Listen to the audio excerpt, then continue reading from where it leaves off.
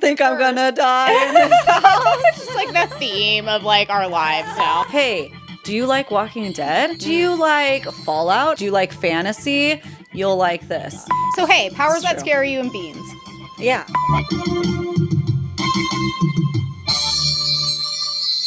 Welcome to the Besties in the Books podcast, guys. I'm Liz. And I'm Ashley. And today we're going to be doing our deep dive for Above the Ashes by none other than the amazing K.M. Lister. Ooh. In case you guys haven't seen the interview, we had her on for a spoiler-free interview discussing Above the Ashes and basically why you need to read it because, like, you guys need to. It is so good. So check that out. She is an indie published author. It is a dystopian romantasy. Dude, the way she blended dystopian, post-apocalyptic, and fantasy was so freaking cool. Oh my gosh. So read it. It's going to be a part of a series. I'm just so excited. I'm so excited to read the rest of it whenever it comes down the pipeline. It's very unique. So, for sure. For sure. It's like very different than anything that I've ever read before. And the physical copy is so pretty, guys. So like, pretty. Also, because I had read most of it, I think almost all of it on Kindle, I didn't realize that there was also some really cool art in the back of the book. I just have to show you guys this too. Look at how pretty that is. It's so great. So pretty. Yeah. So beautiful. I mean, we've been singing the praises of Shackled Serpent by K.M. Lister for years now. If you haven't read that yet, read it. She announced on the interview that she's coming out with audio over the summer, hopefully. So an audiobook of it. So if that's what you're waiting for, it's coming. It's so good, but it's also on Kindle, so you can totally read it. I mean, there's paperback and hardcover of that too, but it's there. It's there. Just read it. That's a standalone. So if you're not wanting to go into like a whole series or wait, you can read that one right now. But Above the Ashes was such a good book. It's so good. So very we'll be different. talking about that. Very different from The Shackled Serpent as well. Yeah, and this will be book one. So it's book one in the Survivors of the Smoke series. So other ones coming down the pipeline. If you want all the insider info, listen to that interview. Yeah. So today's episode will be spoiler free for the first 15 minutes or so while we get into our basic star and spice ratings for this book. But then we'll get into our deep dive after that. We'll make sure to, give you guys the warning that spoilers are coming. But before we get into all that, we just wanted to say thank you so much for being here.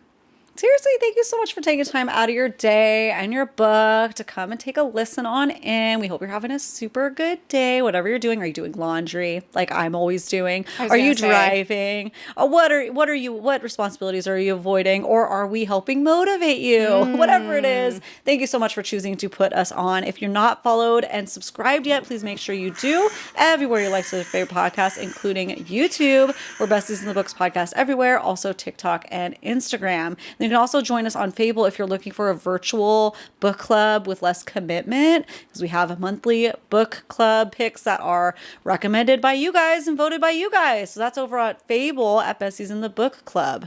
We're always reading something really good over there. I feel like the book club very rarely lets us down. Like, very, even if the book was bad, like, we're all having conversation fun is it. good. Yeah, exactly. Sometimes, like, that's where you need to be like, am I reading this right? What's happening? Yeah, totally. The validation is nice. So should we just start off with, we haven't done one of these in a while, just a basic Fav and Fail of the week. Yeah, let's do it. Let's go. All right. My fave so far of this week was reading an arc of CJ Leeds' new book, Headlights. Which you guys have probably heard us, talk about her on the podcast in the past. She wrote the book Mayfly, which a lot of you guys are probably somewhat familiar with at this point, and then her follow-up novel, American Rapture. This is her third book, and it so far is my favorite of hers yet. So I'm excited for you guys to read it. It's out on June 9th. That definitely was this week's highlight for me, for sure. It's an Infinity Star read. Yeah. Ooh, guys. And it's horror for sure, but it's just amazing the things that authors can do with horror as far as like mirroring such important themes of life. So I'll just leave you with that. Don't want to talk too much about it. Yep.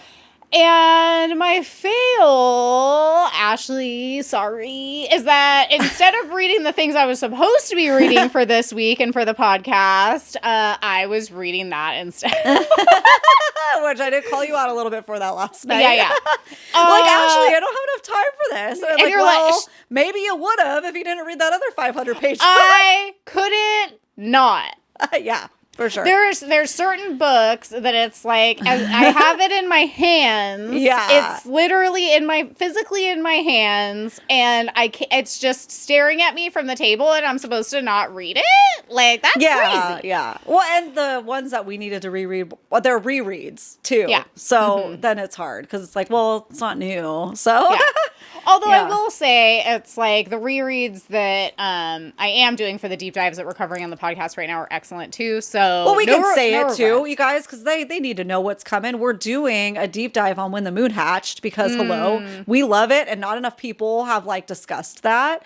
And then, we're reading Rights of Starling right now. We're waffling. So you let us know if we need it, because this video is going out timely enough that you can let us know if we need a deep dive episode recapping the Shield of Sparrows book, because we both reread it already. My vote is so I think good, we and do. I- It's so we good. should. So much happened, So much happened, and I it's forgot. and it's an Infinity Star read for me too, the second time especially. And so just there's so much. When the Moon Hatched, Infinity Stars too. These are all really good. So it's all good problems to have. It's just I did not Care. budget my yeah. time. You had to do what you had to do to get that little endorphin, dopamine, whatever. I needed the dopamine hit, guys. It's been Yeah. rough over here. And Yeah. literally when I say, like, and I DM'd this to CJ Lead. I was like, I've never cried more in a book in my entire life. Literally, I looked at the pages. I want to say it's like a 400-page book. I cried for at least the last 100 pages. Wow. Like, the way Ooh. this woman can, like, just get into your soul is, like, next level. So, no regrets. However, it's going to be an interesting next few days as I read 10 million pages. Yeah. Yeah, well, I'm doing the audio on the rereads because it's a more of a refresher for me, right? So, and it went well, and the audio's good, which we'll talk about if we do the deep dive. Yeah. Mm-hmm. Okay, so what about you? What was your Fav and Fail of the week this week? Well, guys, I just came back from the Disney cruise. I'm freaking Epcot. Oh my gosh. So it's going to be hard to pick.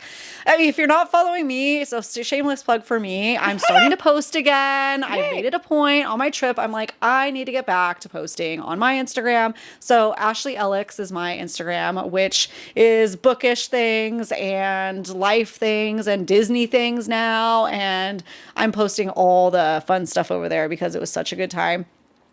We did the Disney Wish cruise that ported out of Port Canaveral. We did a 4-night cruise. This was a make or break cruise for me. That's like, I haven't been sold on cruises yet, even though Liz and I had a great time. I could have fun anywhere, but like the cruise itself, do I need to do that part? Right. And so my kids wanted to do it. My husband wanted to do it. So I'm like, if Disney can't do it, I'm out. I'm doing this. Well, I'm in. We got the bug. The Wish. That ship is gorgeous. Everything was so clean. I love a buffet, but I don't love the self-service, sneezing, coughing, questionable food. They serve you at the buffets like the washing stations, people are actually washing their hands.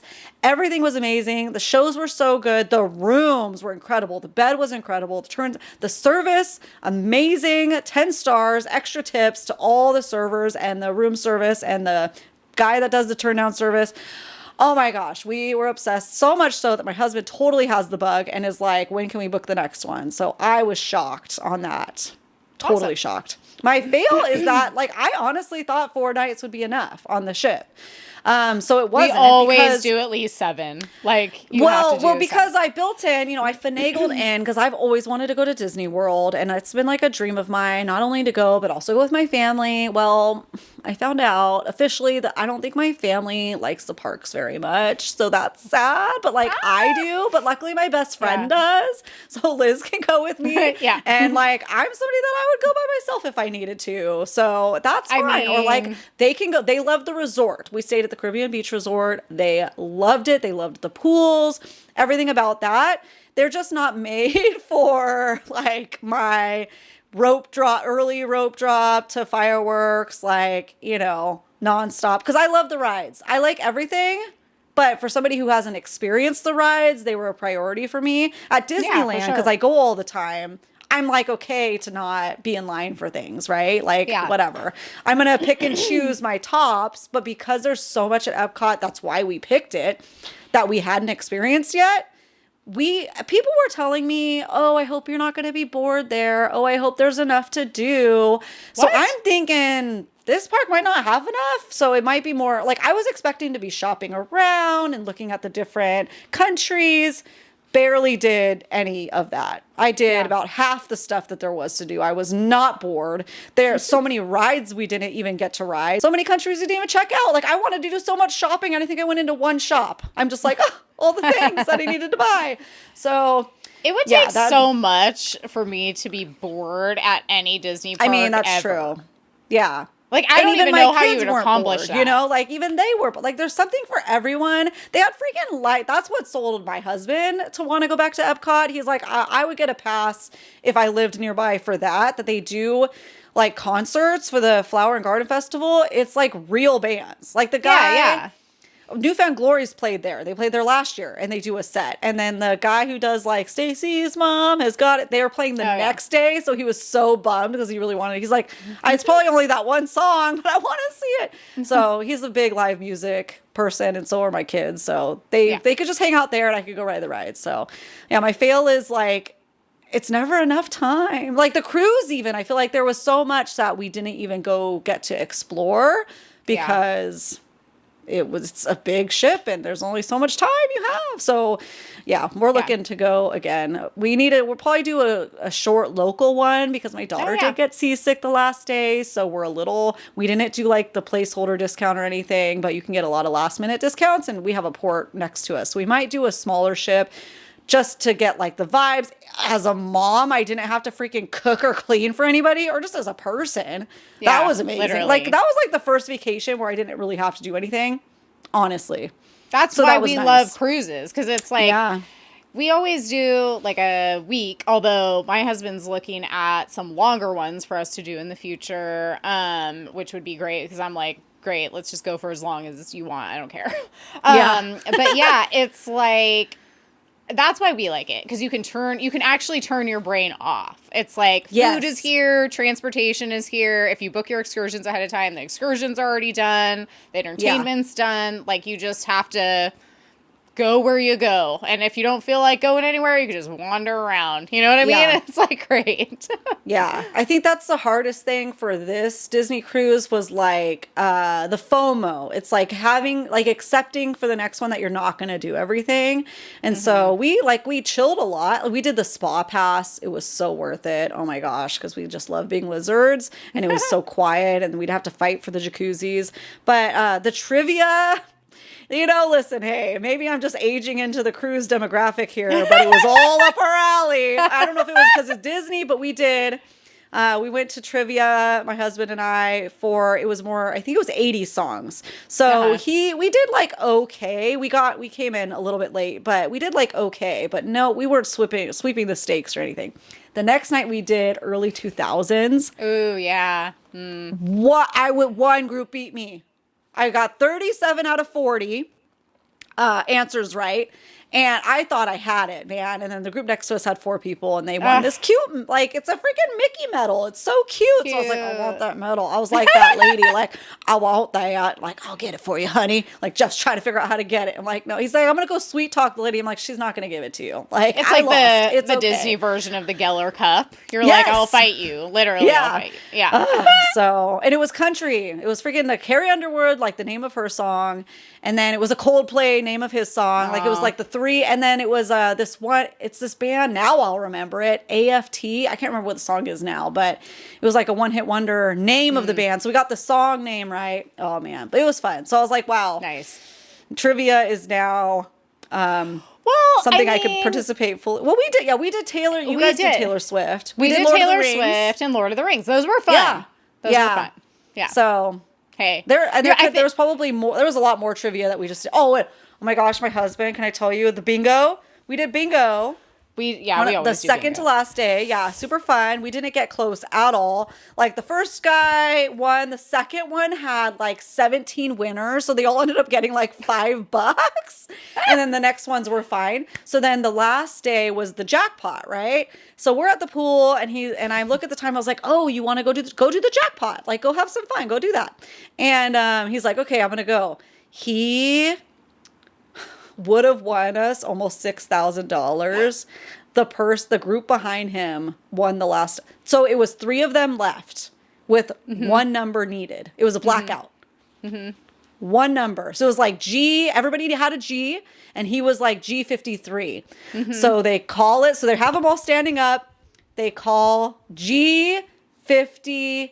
His heart broke. So the group behind him got it. Everybody was so excited, but it's like, oh my gosh, it was almost 6,000. We've never gotten that close. I would rather be far away. Yeah, totally. Than that close to winning. Oh my gosh. That's how they get you. I know. I'm not I don't really love bingo. My husband likes it and his mom likes it, so we'll go play bingo, but I'm not that into it. I'm all about the pool time and the entertainment. If you're on like a big, new, fancy ship, the entertainment will be top tier. And so that's what I'm about when I go on cruises. Like, that's my favorite. Yeah. Dude, and the restaurants, where's the Arendelle restaurant? It's live. They're live singing the whole time. It was incredible. Olaf comes out and it's like legit. Dude, they come up to your tables. The Avengers one was so good. All the food was so good. A lot of vegan options on this ship because I know each ship can be a little different. Yeah, and you didn't have to ask. It was just there, on the menu. And at the buffets. Yeah. I don't remember what ship we went on because we did a 7-day Disney cruise, but it was a Mexican Riviera one on a smaller ship. This was also, though, in 2019. And so the vegan options were not good. Yeah, I didn't realize it's been that long for you. So that could be a big difference. Yeah. Because food, bloggers and everything is a thing now too. That was just starting. I remember you had to find vegan accounts back then. Now it's easier to find Disney influencers and stuff. So that's made a big impact on the food quality, not only on the cruise ships, but in the parks. But at the park. Yeah, for sure. So I wonder if if I end up trying one of these, I'll let you know. Yeah. The local ones too. For sure. I don't know if that's more of the bigger, newer ships. If the smaller ships will offer it too, that's good. Yeah. Yeah. Yeah. Ooh, you're making me. Well, me and my husband might book a cruise for early October. It's looking like actually. Yeah. So yeah. So we want to try Virgin next time because we've done at this point we've done Disney. We're cruise people. Make fun of us all you want. We don't care. We've done Disney, Norwegian, and Royal Caribbean, and we've liked Royal Caribbean big ships, like the big new ships, the best. But we want to try Virgin next time because we've heard that their food's the best. So for heard good things about stuff. that. Yeah. Jeff wants to do Royal Caribbean. We'll do it when the girls are older, the big ships of Royal Caribbean in the Caribbean. But right now, the kids club at Disney, we can't beat that. They wanted to be there the whole time. Oh my gosh, it was amazing. They loved it. So amazing. Yeah. I love that. Yeah. Oof, making me want to be on the. My favorite thing, honestly, is just if you've never been on a cruise before, get a balcony room so that you can sit out there and you can watch the sunrise and the sunset and like have your coffee out there. It's like unmatched. Dude. Like oh my gosh, it's into so Disney. relaxing. I don't remember if this was the same on our Royal Caribbean that we went on with you, but the room service was all included at Disney 24/7. All you had to do is tip. And it was good. I think so. I don't remember. Like I think breakfast was included, or like the continental breakfast or something on the Royal Caribbean. I hated the food on that cruise, so it's very hit or miss because like on the big Royal Caribbean cruises we've been on, because we did a big one that was like Italy and Greece, and then we did one that was like obviously in the Caribbean. Like the vegan food was actually really good, but then on the smaller one we did with you guys to Alaska, the food wasn't that good. It's very like. Did Kanan like the food? I don't think so. Yeah, because even the soft serve was like weird. I don't know. Yeah, because I was turned off from soft serve because of that, and then I had Disney's, and I was like, "Oh, this is good." Well, if you like, it would be nice if like you could just go and like expect a company to have the same standard. Yeah, but that's not the case. It's like literally it varies so much between how new the boat is, how big the boat is, like will change the food quality, the entertainment quality, like all that kind of stuff. Yeah. Yeah, it's true. It's unfortunate. Okay, so anyway, this is not about that, but you're just like putting me in cruise mode now. It's also because for me, it's like summer. It's like there's nothing better than reading my book by the pool on a cruise with my Diet Coke and whatever snacks I happened to acquire at that time. It's like that is my favorite thing ever. Well, and now actually, this was because the cruise that me and you went on, that was the most reading that I got done. And then this would be the second to most. Otherwise, I ain't reading on vacation. So I think it's because we can actually chill. Yeah, that's what it is. That's why I like it. Mm-hmm. Yeah. Yeah. And it's like the longer, that's why like the cruises that we do, we like it when it's like at least 7 days, because then you get like a port day, a sea day, a port day, a sea day. And it's like the sea days are great because you're not doing anything. Yeah. That's why we want to do a local one, because I don't want to get off at the Mexico port ones that they go to, because I've already done that and I don't want to do it. And I won't feel obligated because these Disney islands are incredible. Yeah, it's nice to have a variety. Yeah, Kanan, my husband, he's been looking into like a Panama cruise because he really wants to like see the Panama Canal and stuff, obviously. And then I've had some clients go down there recently and tell me it's amazing. And I guess they have some Panama cruises that are literally like 2 weeks long.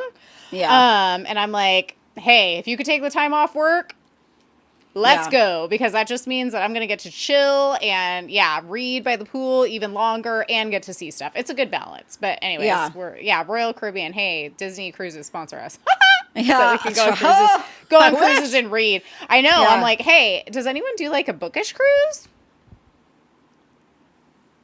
Maybe we should. Moment of silence for a bookish cruise. Let's really push our podcast share to everybody that you know. Like, we gotta make this happen, and the only way we can do that is from you guys. So share it. Sharing is caring. Let's all get on a cruise together and read. Oh my gosh, it's like the quietest cruise of all time. Yeah, it's great. It's great. Well, hey, we gotta talk. Yeah, that would be like so behind fun. What if we just freaking organize a bookish cruise where it's like everybody has to pay and we just tell you this is the ship that we're going to be on at these dates, get there, and we'll freaking make activities, and which activities involve we're going to be here reading. This is what we're reading. Let's go. Yeah. We'll have book clubs after.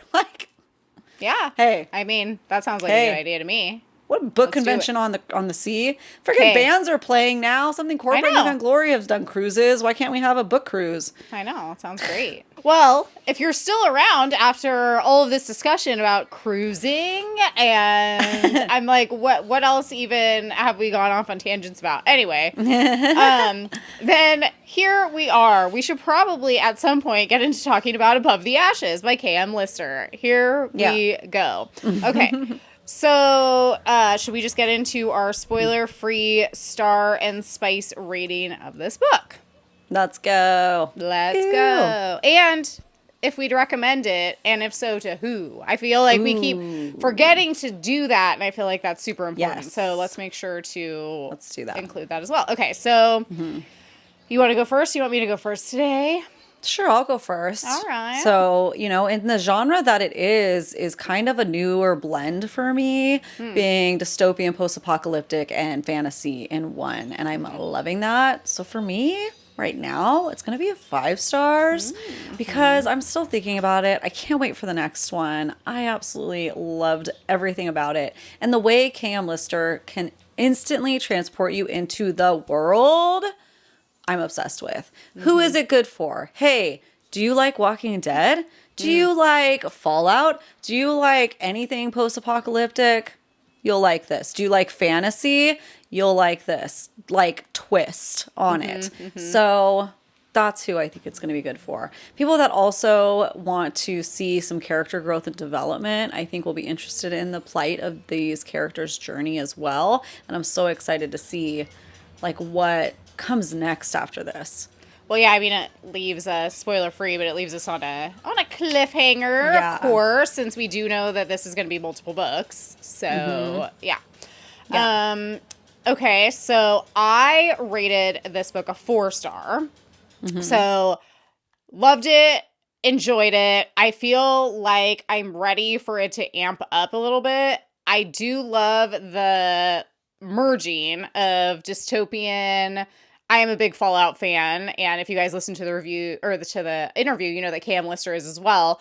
And so I'm waiting for us to get a bit more of like the fantasy element, because this book's very kind of dystopian, and we'll get into that with the 5-sentence summary, of course, once we get into spoilers. But I feel like this might be one of those where once I read more of the series, it might bump it up to a 5-star for me. Right now it's 4, which is still really good and really enjoyable. I feel like I flew through this book for sure. Like once I started it, I think it took me like maybe 2 days to read it or something like that, because I was definitely really into the story. And I do love a good cliffhanger. I'm not one of those people who hates that. I loved it. And I feel like the cliffhanger definitely took us more from traditional post-apocalyptic dystopia into the fantasy element. So that's exciting. Really like the characters, especially the 2 main female characters. Love the multi-POV. And so, yeah, I mean, I would recommend this to anyone who, like, maybe you've read dystopia, like, Divergent or Hunger Games and things like that, and you're like, maybe I want to dabble a little bit more into fantasy. This would be a really great segue. It would be good for anyone who wants to get into fantasy but might be a little bit intimidated by like a really overcomplicated magic system or world building. This is like a great segue for that. And I mean, we've read The Shackled Serpents. We know that the world building and the magic system might get more complicated in book 2, but this might be a good like intro, you know? Those are the people this would be especially good for. I mean, if you already like dystopia, you'll like this. If you already like fantasy, you'll like this. Slow burn. If you like a good slow burn, you'll like this. I think for me, that was a big difference, was that I really love, I really love the Hunger Games. I really love Fallout, but it's missing that romance element. And you can tell that that's where this is going. And so I feel like if that's what you kind of crave in those stories, but we're not getting like that more adult vibe in that way, then you'll probably really like this too. So that's what I am going with right now. And then as far as the spice goes, I just gave it a 1 spice because it's like a little bit, and there's like a sprinkle, there's a sprinkle, but it's like, it's a true slow burn. So we'll see what happens in book 2. Very much looking forward to that for sure. Yes, for sure. So should we get into the spoiler section with the 5-sentence summary? Spoilers coming in. So if you haven't read this yet, save this, go on Kindle, grab it, read it, consume it, vibe with it, come back to this and watch it later. Yes. But if you want to find out a little bit more, you just know you're going to get spoiled on some stuff. So, hey, that's on you. Yeah. Yep. It's like enter at your own risk at this point. You know, that's where we're at. Okay. So 5-sentence summary of Above the Ashes by K.M. Lister.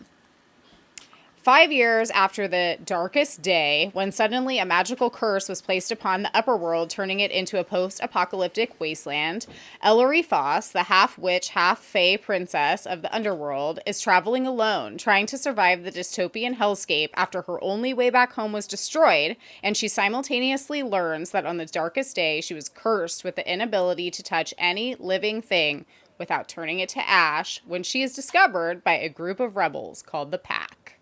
Ooh. One. Kai, Rena, and Jason have been traveling together since the world collapsed and they lost their families, helping the people that they can and hunting for the Siren, an infamous woman known for raping and killing innocents or feeding them to the Wake, a tribe of cannibals. When they capture Ellery and are shocked to discover that a Fae is in the upper world, since all Ellery wants is to get home and not harm anyone, she travels willingly with them, refusing to show or use her powers. Oof. Two. Their steam car is stripped bare, so they travel on foot in the direction of the Siren's camp, slowly bonding over their days of travel, even though the Pack doesn't really trust Ellery and she doesn't trust them, relying on each other to survive by hiding, hunting, and warding off cannibals until Ellery decides it's safer for her to escape and separate herself from the band of outlaws. She soon realizes, just like Kai, that when they're separated, they feel an unmistakable pull towards one another. Ooh. 3. Interesting.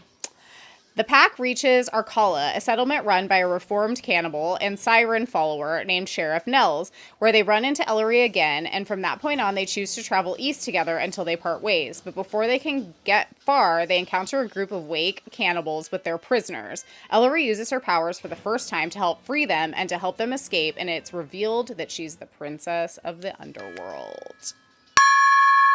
4.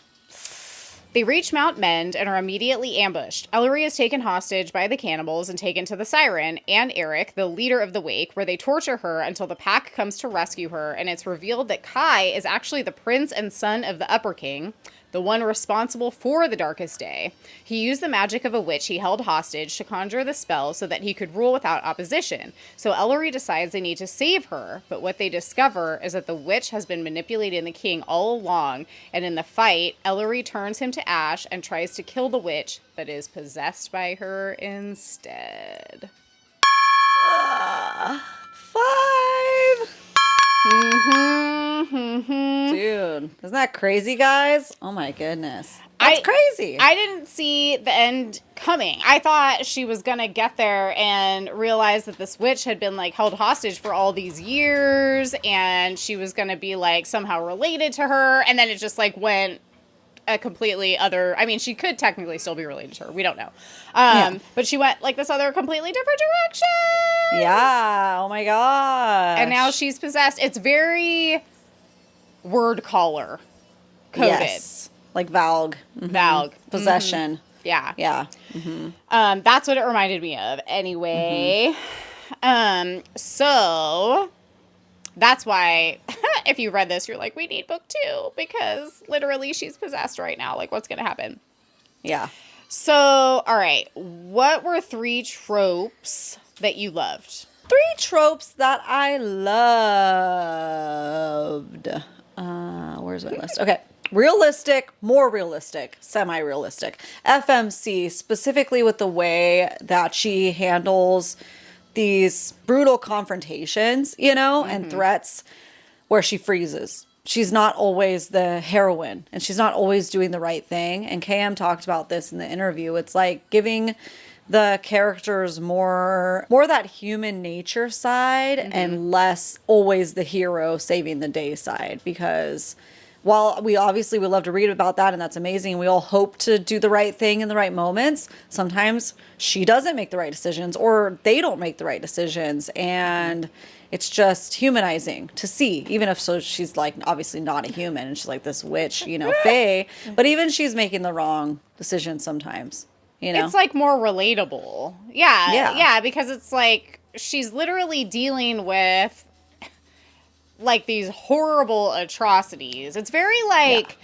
you know, I don't know if you guys saw the new, I can't even remember what it is, 28 years later. Was that where we're at now? It's years, whatever. But yeah, like it's that I mean, there's not zombies here, but it's like you have to watch out for other stuff, right? Like cannibals and like people just trying to steal all your stuff or kill you or whatever. It's like, it's very bleak out there. And so, you know, it's so easy to say, oh, well, she has this power where, you know, if she touches you, she'll just turn you to ash. But it's like, she's also like has a conscience and doesn't want to just like indiscriminately go around and just like be killing everyone all the time, you know? Yeah. So yeah, I appreciated that too. Yeah, for sure. It was refreshing. Yeah. Yeah. Yep. And then also slow burn tension. It was done very well. It was done very well. A classic. Also twists. Yeah. Loved the twists. Yeah. Yep. That's what sealed the deal for me. So, yeah. Yeah. I mean, the twist you don't see coming is always nice. You know what I mean? Yeah. I feel like we love being blindsided. That's one reason why we read fantasy, you know? Yep. I put found family. We love a good found family. And, you know, we talked about this with Cam a little bit too, just about how the multiple POVs were almost completely necessary in this just because of the fact that no one trusts each other. So it's like, you know, for probably a good 3/4 of the book, because you can't just trust people. Like, otherwise that's how you end up like, you know, enslaved by these crazy people or whatever. Yeah. And so the multi POV is nice, but it's also nice to hear the inner monologue of all the characters as they're learning to trust each other and turn into this like found family unit. So yeah, love a good found family.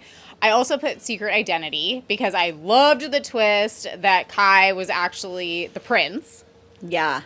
Because that was crazy. I kind of suspected that obviously he was going to be more important than like more important, I guess you could say, in like the grand scheme of the world than like we knew. Yeah. I didn't think he was just some random like rebel dude, you know? I was like, there's got to be more going on here, but I didn't see him being the like prince, especially not of the king who like started this whole you know, mess freaking thing. Yeah.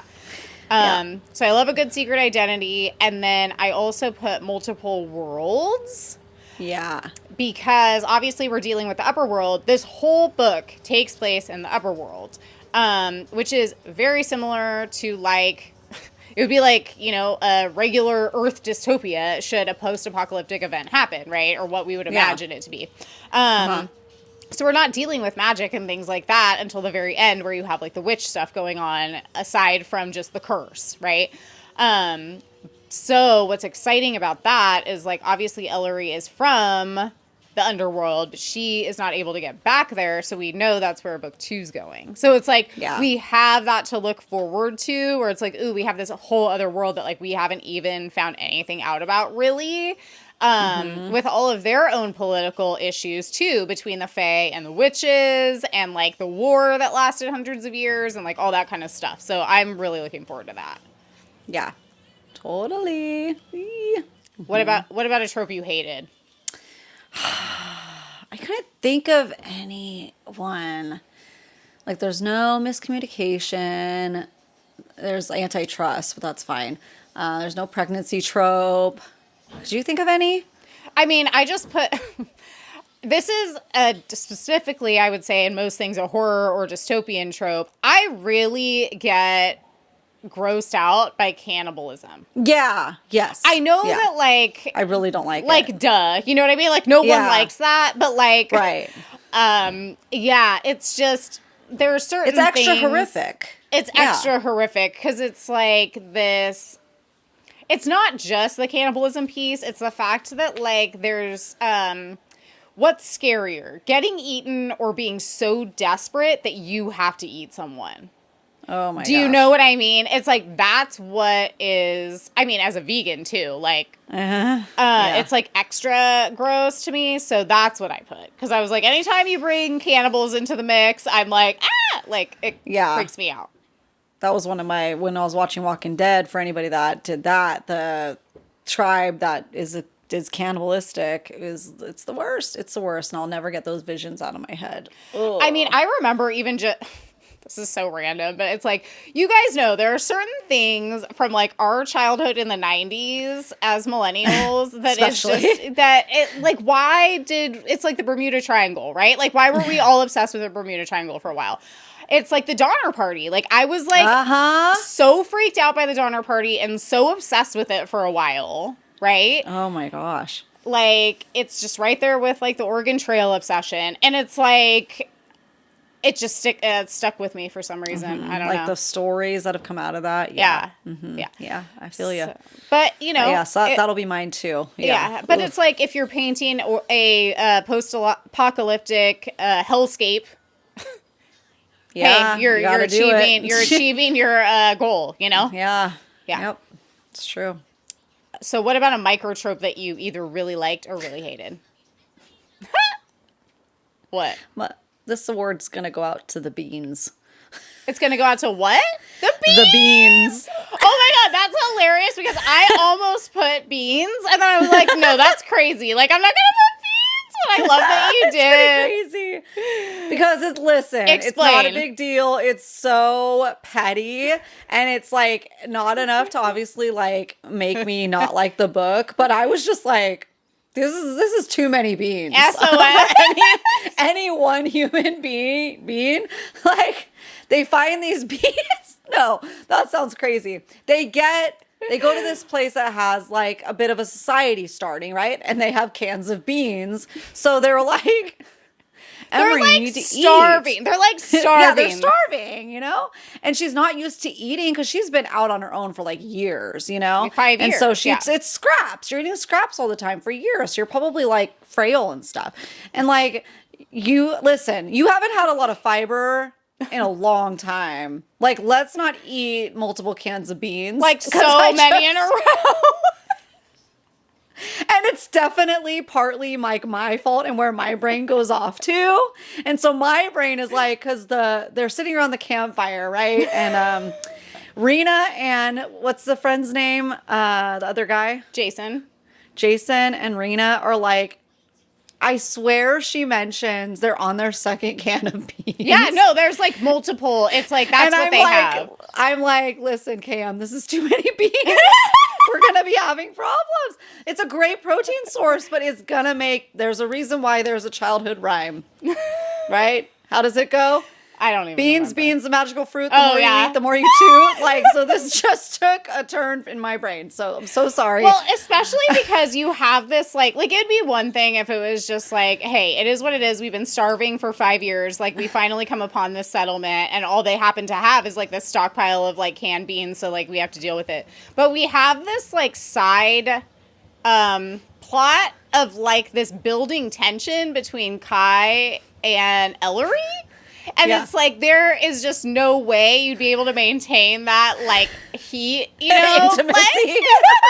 Like, starting, everybody's just ripping them. I mean, there's definitely worse things going on in this world, that's for sure. But also, like, they're trying to encourage her, like, eat the beans. And I bet she's really just like, guys, it's okay. Just a couple spoonfuls will do right now. Like, let's ease into the beans. She ends up eating more, and I'm just like, oh, and like describing how she's like struggling to get them down. I'm like, yeah, dog. Yeah, beans are already just a little bit tricky for me, but I do it. A little tricky. Literally, I mean, it was like a third a can is like good, I think, for a normal person. Yeah. That's like eating day to day. Yeah. Half maybe if it's like the main, but good luck. I don't know. Yeah. It could present problems for romantic times. Yeah. And digestion issues. But at the for same anybody. Yeah. They say ease into the fiber. Ease into the fiber. But we also have to put it into perspective. Really, it's like you did say it best. It's like they're in this dystopia. Literally, they've been living this hellish life for the last 5 years. Maybe, like, comparatively, they're like, who cares?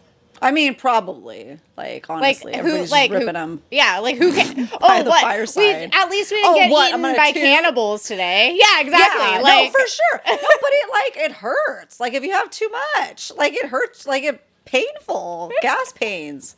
You get a tummy cramp when you're trying to run away. I know. It could have been. I mean, maybe it could have been like a variety of canned food options. perhaps. Yeah. You know? Yeah. Those beans. That's hilarious. And what did you put? I love that I did think that, but then I was like, no, that's like, no, I kind of come up with something else. So I love that you put that. Well, I couldn't think of anything else, so that's why I went there. Well, I put a micro trope that I liked. I put powers that scare you because I feel like it's like an extra hurdle. Because I feel like we deal a lot with FMCs who have powers, and sometimes MMCs too, who have powers and don't realize it. And then when they figure it out, they have to learn how to wield them, etc. But it's usually like a good and positive thing, right? It's like, okay, as soon as I hone this in and figure out how to control it, it's great. It's just kind of a learning curve, but it's like she knows what her power is and is scared to use it because of how, I mean, literally she touches anything living and it turns to ash. So I love that because it's also very metaphorical, I think, too, you know, and intentionally. So, yeah. Yeah, I love that. So, hey, powers that scare you and beans. Yeah. What are you going to do? That's like our podcast in a nutshell. Yep. That's true. Literally. Okay, so, well, first of all, do you feel like this book is getting the hype that it needs to be getting? It hasn't been out for too long, but of course it needs more hype. Yeah. You know? The same with Shackled Serpent. Like, we need to get more stuff going, especially because it's so unique, this blending of stories. So, and like genres. So I love that. I'd love for you guys to give it a try. You know, if you like it, definitely go and rate and review, post about it, because it helps these indie authors out a lot. Yeah. I agree. Yeah. It just needs more. I think it'll get the popularity when it gets the exposure that it needs. And really, guys, too, we can't emphasize this enough. I'm like, where is it? Oh, it's right here in my stack of Wuthering Heights books. The Shackled Serpent. I have it sitting right here. This is Cam's other book. You guys constantly, I feel like, are asking, what is a good romantasy that is not a commitment to like a thousands upon thousands upon thousands page series? Yeah. The Shackled Serpent is in my top 3 one-off romantasies I've ever read. So please pick it up, like literally. So yeah, I feel like, you know, those are the things that we need to be saying too, because sometimes people don't want to commit to a whole entire series. And so there's options. You know? And Above the Ashes, you're sucked in right away. She's does such a great job about world building, which I'll get to in a second, but like she sucks you in right away and it's bingeable and you'll get it accomplished quickly and you'll enjoy it and it's good, especially if you like those different elements we've talked about so far. Totally. Yeah, very accessible. So what was your favorite part? The beans? The beans. The beans. Well, I love the beans bringing us together. So anything that gives us something, because I love it too, because anything that gets the people talking is positive in my book. Okay, so favorite part for me is the world building. So again, I love this take on the post-apocalyptic and tied with fantasy, instantly transported. Yeah. That was my favorite thing. I needed it because, you know, sometimes fantasy takes a minute to ramp up. You're ramped up from the get-go, and I love how she has done that once again. For sure. Yeah. What about you? What's your favorite part? I loved the twist of her getting possessed by the witch at the end. I mean, that was great. So that was my favorite part for sure. However, honorable mention to the moment in the woods. There's a really great, like, sexual tension building moment in the woods between Kai and Ellery where we'll just put it this way. He's off in the woods, maybe doing some things with himself, and he doesn't think Ellery can hear him, but she's a fae. Yeah, so he thinks everyone's asleep because last you checked they were. Yeah. You weren't far enough though, buddy. Yeah, for maybe the fae was, ears. But like you said, she's fae. She can hear really well. Oh yeah. And she's awake. I forgot about that. Yeah. So she hears it, and it's like it was like one of the best tension building scenes I think I've ever read. It was excellent. Yeah. So that definitely gets the honorable mention, but obviously the excellent twist. Yeah. For sure. Yeah. Did you have a least favorite part? Least favorite part? I mean, just Ellery being tortured. Like, that sucks. Sucks, bro.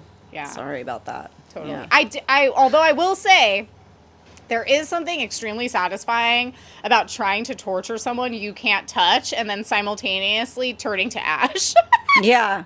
I'm like, I kind of did love that. Obviously, Yeah. you know, it sucked because it was probably like minions of, you know, the siren who were the ones responsible for like, you know, handcuffing her up and all that kind of stuff. But, you know, hey, they got what was coming to them. So that was kind of nice.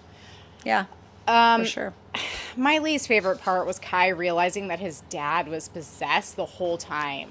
Yeah. Like, because that was definitely something that, you know, he talks about how abusive his dad was and how horrible of a person he was all growing up, and, you know, how he needed to get out of there, and obviously how his dad literally ruined the world.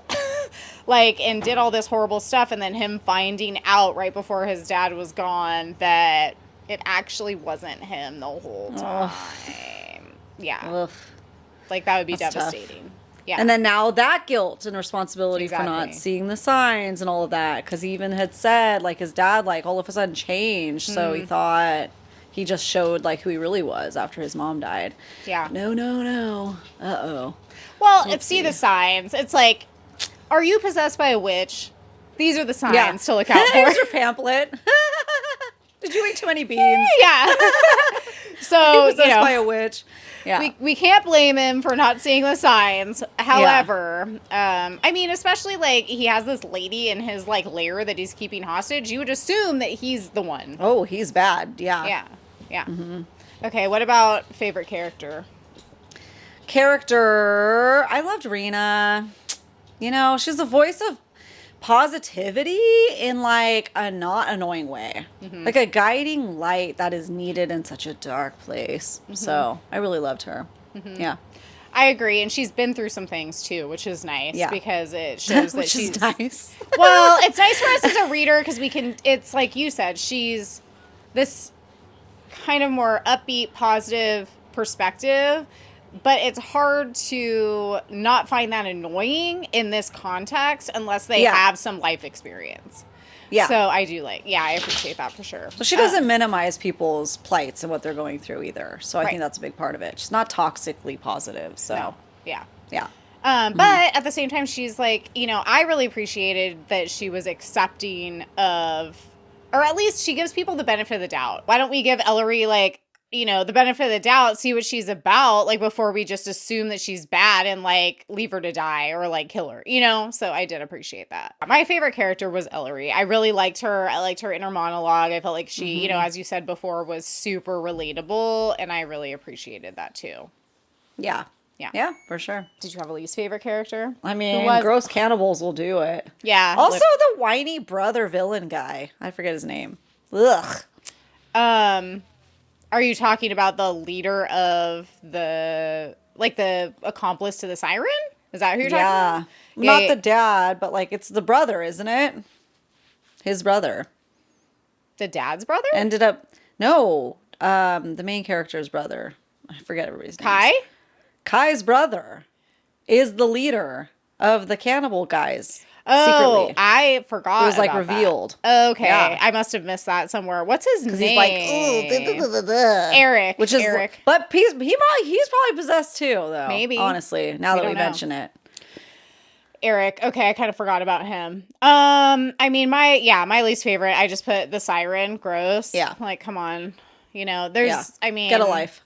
Well, she did, but stop taking people's lives. I don't know. There's something about. There's just something about, like, this type of villain. It's like, she's an unredeemable villain. Yeah. There's nothing about her that would excuse her behavior at this point. She's too far gone. Sorry. Goodbye. Yeah. Yeah. So sure. I definitely hated her for sure. Did you have any quotes that stood out to you? Well, just a few that I wrote down. Yeah. Okay. Mm-hmm. I need to make my surviving the darkest day worth it. Mm-hmm. Yeah. So that was from Kai. Okay. Mm-hmm. Yeah. I put, it was exhausting, that inner battle, her need to be good fought a part of who she inherently was. Her little beast took another step forward. Its eyes hardened into slits. I am the way I am because I I'm in a cage. I am what you made me. This is of your own doing. So it's like that idea that, and this is a metaphorical beast inside, or so we think at this point. We don't know. We found out, we've read enough fantasy at this point where like it could be a literal beast in there that's going to pop out at some point.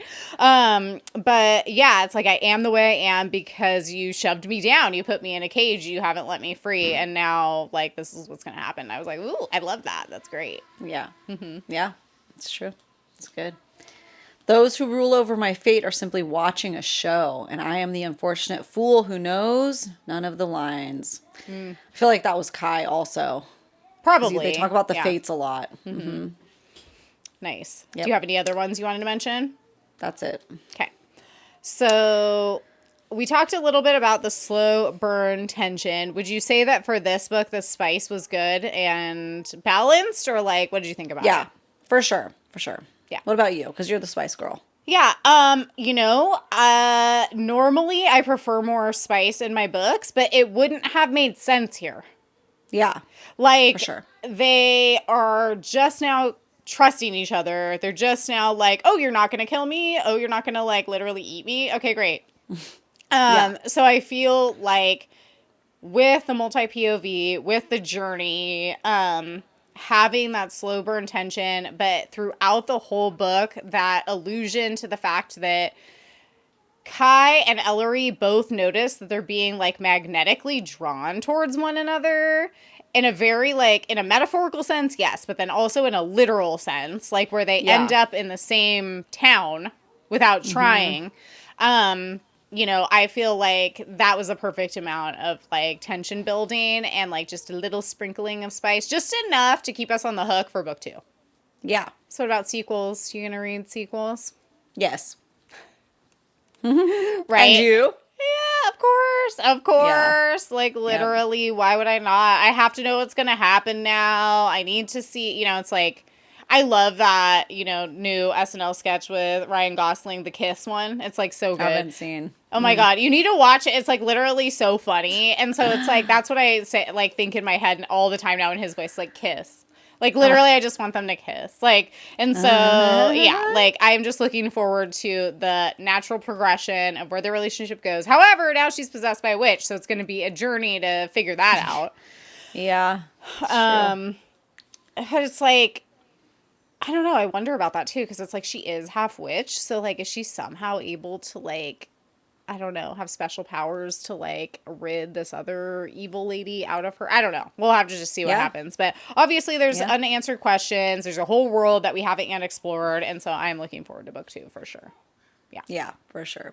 All right. Well, if you're feeling good about it, I feel like that pretty much wraps up our coverage of Above the Ashes by K.M. Lister. Yeah, go pick it up. Go pick up The Shackled Serpent. Read it. If you have been waiting for the audiobook, know that that is in production right now. So exciting. And then should we just wrap up with a Smash or Pass? Let's do it. Hey, Ashley, Smash or Pass the new Brawny paper towel guy. New? I've never noticed like how giant he is in comparison to regular people until these new commercials. Yeah, sure. He's basically just like a lumberjack. Unless he's AI, then no, then I'm out. Well, okay. I mean, yeah, for sure. But like, I don't know. But like, he's basically just like a lumberjack, I think. Yeah, I mean, so there you go. Literally, I like went to Brawny's website because I needed more information. Okay, so he's like literally in the commercials a real guy. They just make him look super big. Then pass. Yeah. He's just like a real, okay, so this is why it's complicated. So he's a pass for me as well, the like regular like Brawny dude. Okay. However. Yeah, no, it does. The face is all wrong. Yeah. But the animated version.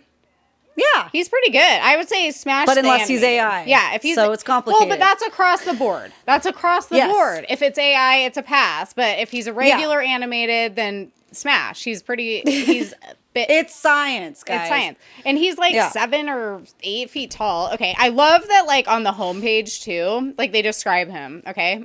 The iconic Brawny man embodies strength, resilience, and everyday dependability. With his signature plaid and larger-than-life stance, he represents the tough spirit behind every 3-ply roll. Yeah. What a weird connection to make. Yeah. Like, Yeah. like here's this really tall lumberjack, beardy lumberjack. He's going to be as strong as a paper towel. It's an odd choice, but it just cracked me up. He popped up on TV the other day, and I thought, oh, there we go. Okay. Yeah, there you go. Yeah. And you guys can Google him. He has looked very different over the years. Apparently, blonde is no longer in. Yeah. Wonder why. Okay. What about you? You know the popular character Winnie the Pooh? Yeah. Okay? I'm gonna hit you with Tigger. T-I-double-gut-er. If I was also That's Tigger. a animated tiger? Yeah. I would say no. He's really annoying, actually, now that I think about it. Yeah. It's like almost, because he is something about him. But then it's like, no, you're so annoying. So annoying. You're like literally bouncing off the walls. yeah, Calm down. Yeah, it's like too much. It's Yeah. like it's like overstimulation. It's central. the voice. That's what it is. He does have a good voice if he's not being annoying about it. Does he? I don't really It's remember dark. his voice. I don't know. Not dark. It's deep, kind of. So. Yeah, my sister really, really liked Winnie the Pooh. I was never a really big Winnie the Pooh lady, but I would watch it with her sometimes. But yeah, it's just, it seems like I just, too much. It's too much. Get out of here. It's freaking me that's out. his whole shtick. Yeah. His whole shtick is that he's too much. He's obnoxious. Yeah. So. Totally. Yeah. So I'm going to say, even if I was an animated tiger, that is still a pass for me. Yeah, there's better ones out there. I don't know that I would even be his friend. Shakira? Jungle Book? Oh, yeah. Yeah, smash. That's not unhinged. Well, it is because it's a cartoon, but smash, smash, smash. That's, come on. Yeah. You're not picking Tigger over Shakira. I thought you said Shakira at first. And I was like, that took a Bagheera? Is it Bagheera? No, I thought Bagheera. you said Shakira. Shere Khan. It's Shere Khan. Whatever. I knew who you were talking about. Bagheera is the cougar. Shere Khan, which is such a cool name. That is a cool name. He's the tiger. So I was mixing the two and I made Shakira. Yeah. Well, I was whenever. that was a weird left turn to take. I also don't like Shakira or her music, and so that would be a pass for me also. That wasn't you? We used to listen to the first album? Never. Oh, that's so weird. I thought that was you. It was not me. I guess that was somebody else. No, I can't. It's like even that. I'm like, please stop it. Please stop it. Yeah. Yeah. It's like, so, hey, there's my own personal hell. Stick Shakira and Tigger into a room together and then make me hang out with them. Have them fight to the death. Who's going to win? Those hips don't lie, but he can bounce. It's like he's just talking and she's just singing and I'm just like, get me out of this place. Yeah. How to torture Liz. Yeah. 3, 2, 1. Yeah. Well, you heard it here Think I'm first. gonna die in this house. It's just like the theme of our lives now. There we go. Yeah. So good. All right. Well, I think against all odds, we have done so much filming today, and we have brought you this coverage of Above the Ashes. Make sure to go pick it up, please, and follow KM Lister. Yeah. Go do it. Yes, go do it. We said so. There we go. And make sure to follow, and subscribe anywhere you like to listen to favorite podcasts, including YouTube. We're Besties in the Books podcast everywhere. Also Instagram and TikTok and Fable at Besties in the Book Club on Fable. All right. And you guys, we will see you next Tuesday. Bye.